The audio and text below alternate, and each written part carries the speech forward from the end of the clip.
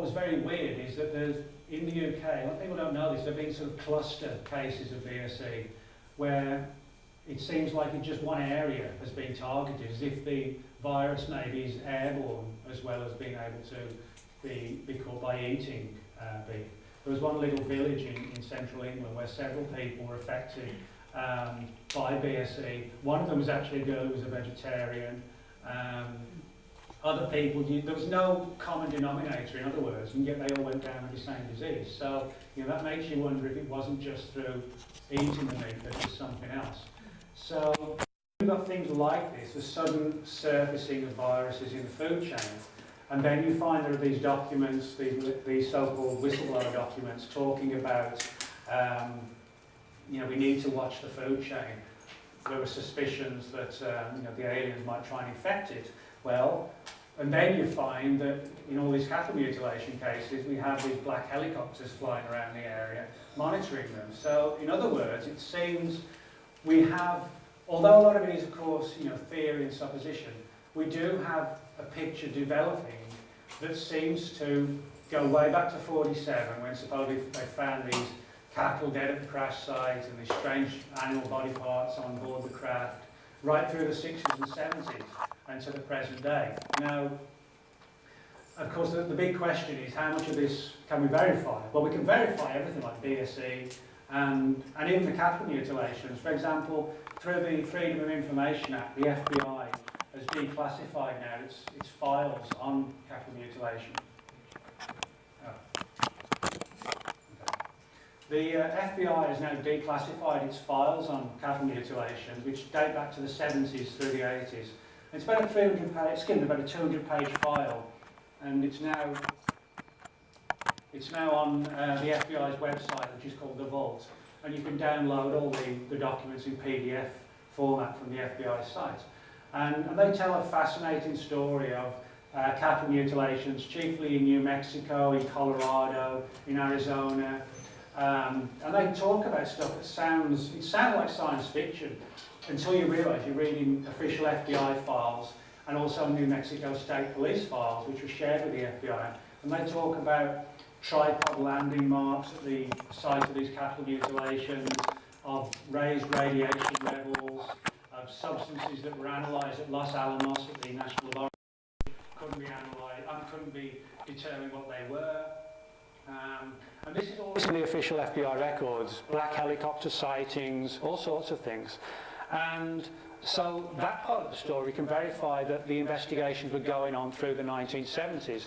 Now, there were a couple of cattle mutilations last year where people also reported seeing unmarked helicopters in the same vicinity. So it kind of suggests it's still going on, but certainly not on the scale that it was. But, it's kind of ironic that, I guess, if we think about the angle of UFOs being hostile, which they're clearly not all, but then again, it may be like the human race.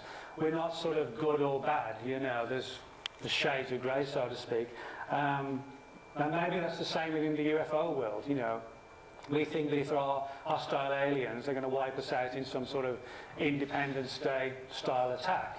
It might be sort of far more covert and subtle than that, it's sort of game over before we know, because we've all become infected by something through eating food, and which, we all need. So in that respect, I think it's an important area of research because it very much sort of falls under the radar and doesn't necessarily get the coverage it needs. I mean, everybody knows about cattle mutilations. And people say, oh well, the aliens are doing it. They're taking genetic materials, to sort of spruce up, if you like, their waning immunity systems. But if you look at it the other way, that they're not actually taking things, maybe they're introducing something. That's the other way of looking at it, possibly. And it's speculation, but I mean, when you compare it with these documents, also, as I said, it does open an avenue that's sort of very, very dark and bleak one.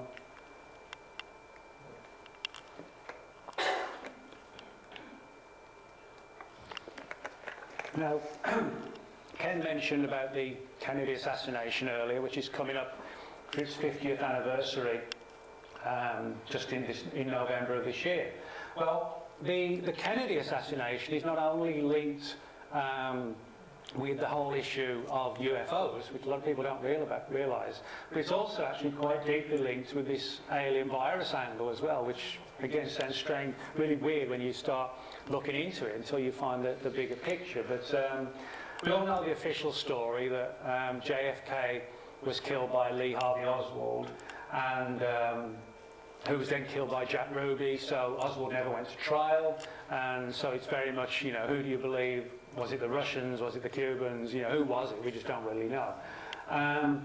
My personal view, having sort of looked into it fairly deeply, is that I don't think it was this organisation or that one. I think there were various different people that all wanted him gone.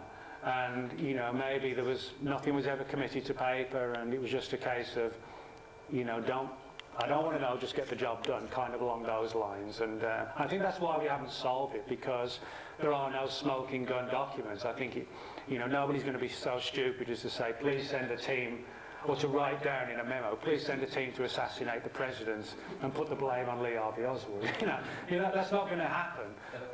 It's going to be done just word of mouth, and etc., etc.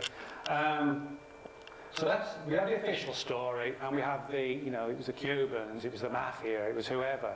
But the UFO theory is one that really, again, like so much of this, isn't heard about. But there are many, many people linked with the UFO subject in government who were also linked with the Kennedy assassination.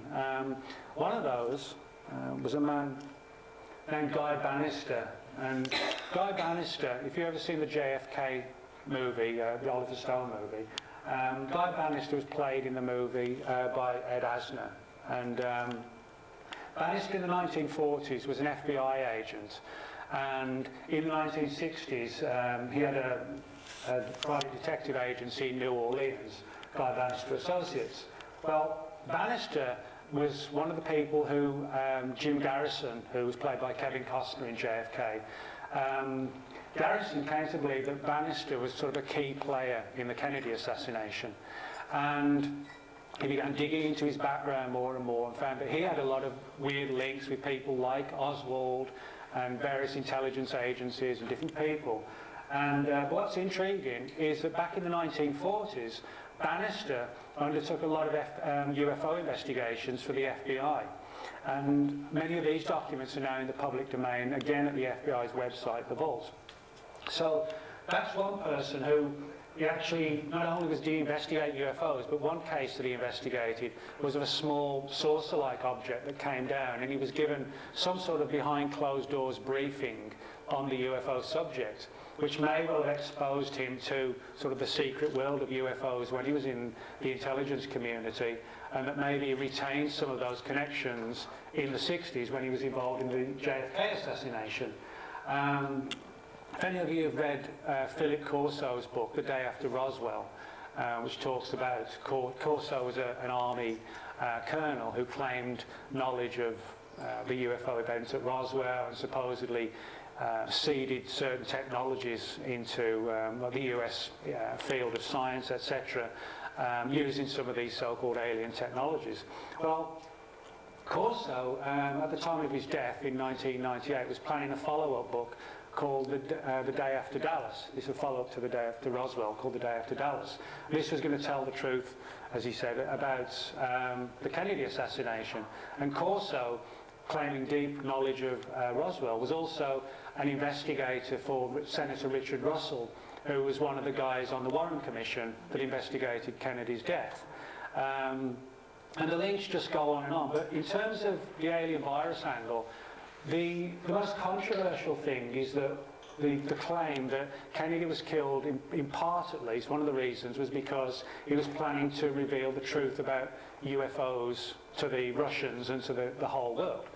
Now, although obviously we haven't been able to prove that as yet, we do have official documents which have now surfaced showing that only a week or so before the assassination occurred, Kennedy actually issued instructions saying that he wanted NASA to start cooperating more with the Soviet Union on outer space matters. And those are officially released documents. There's nothing sort of questionable or hazy about those. And There are other documents that talk about how clearly he wanted to end the Vietnam War and he wanted to sort of try and deconstruct the Cold War. And again, that's given rise to the theory that's why he was terminated, if you like.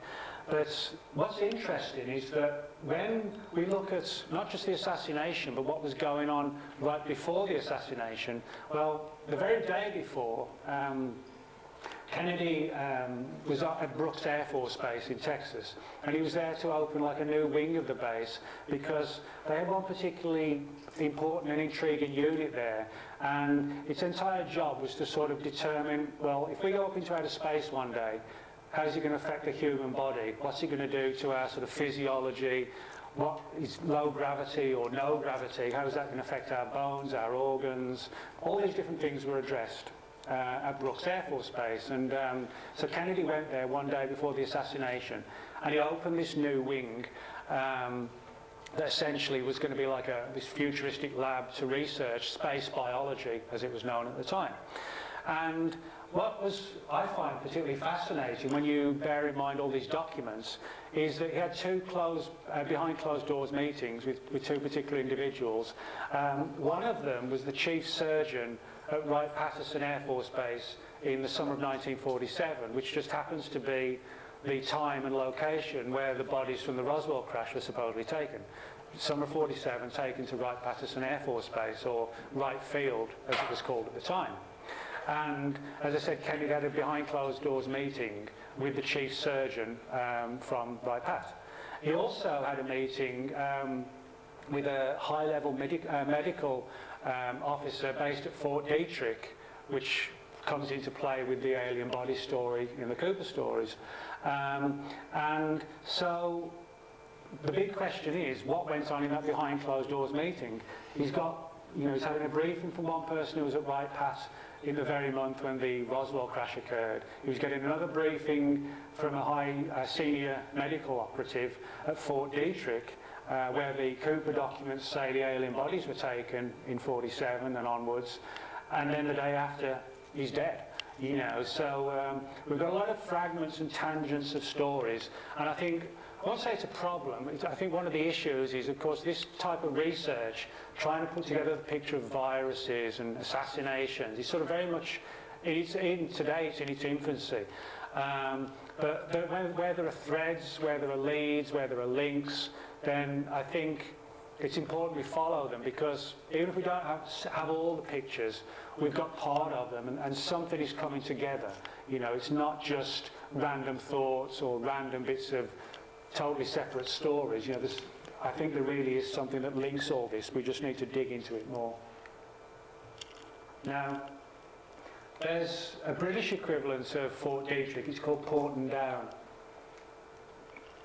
That's about as close as you can get to Porton Down without the guys in the black suits coming out and saying, will you please accompany me, sir, etc., etc.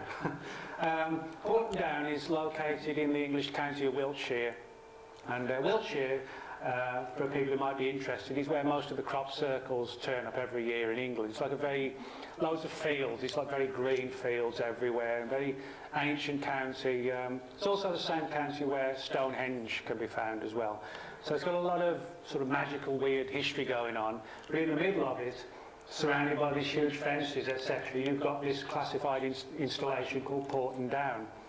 And like Fort Detrick in Maryland, Porton Down is where the British government conducts all its research into sort of the defensive aspects of exotic viruses, diseases, and again trying to combat any attempts to launch an attack on the UK using sort of a biological weapon or something like that. But there are a number of stories linking Porton Down with crashed UFOs, with aliens, and again with exotic viruses. One of the most controversial ones relates to an alleged UFO crash in North Wales in the UK in 1974. And the story is that the event itself occurred on the night of January the 23rd, 1974, and supposedly involved a UFO crash landing on a mountain in a range called the Berwyn Mountains, which is in the north part of Wales. And since then, a number of people have come forward, retired military personnel, talking about being at the crash site or being ordered out to the crash site and recovering various sort of wreckage, kind of like in the Roswell scenario, but also a number of strange-looking bodies which don't actually sound like the Roswell bodies. They were more sort of about 5.5 to 6 feet tall, but very slim, or almost like emaciated. They almost looked like mummified, the number of the people said. And they were supposedly transferred by these secure crates down to Porton Down. And one of the military people who came forward, James Prescott, said that the bodies were opened in his presence and everybody was dressed in these hazmat type suits and they were sort of carefully taken out of the crates. And from where they went from then, we just don't know, but they were supposedly analysed at Porton Down. Now, the government itself doesn't deny that something happened on the Berwyn Mountains, but it's kind of like the Roswell story where they say it was just a balloon and crash test dummies. Well, there's like a